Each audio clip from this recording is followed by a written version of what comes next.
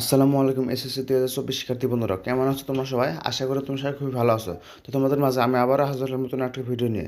তোমাদের ভিডিওটির বিষয়বস্তু হতে যাচ্ছে যে বাংলাদেশে কয়টি স্বনামধন্য কলেজ রয়েছে এবং ভর্তি হতে কত মার্ক লাগবে এই বিষয় নিয়ে।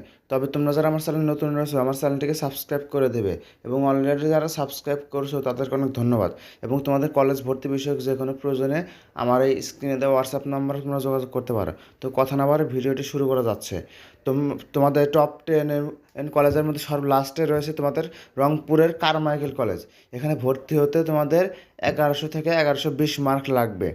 এরপর টপ 9 রয়েছে সিরাজগঞ্জ সরকারি কলেজ, এটা সিরাজগঞ্জে অবস্থিত। এটার মার্ক লাগবে 1120 থেকে 1140।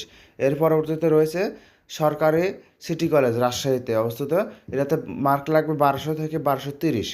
তারপরেও রয়েছে যে টপ 7 রয়েছে পাবনায় অ্যাডওয়ার্ড কলেজ, এখানে এটা পাবনায় অবস্থিত, এটাতে মার্ক লাগবে 1160 থেকে 1180।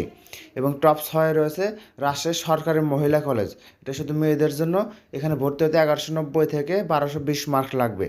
এরপরে রয়েছে টপ 5 রয়েছে ঢাকা সিটি কলেজ, এখানে মার্ক লাগবে 1190 থেকে 1210।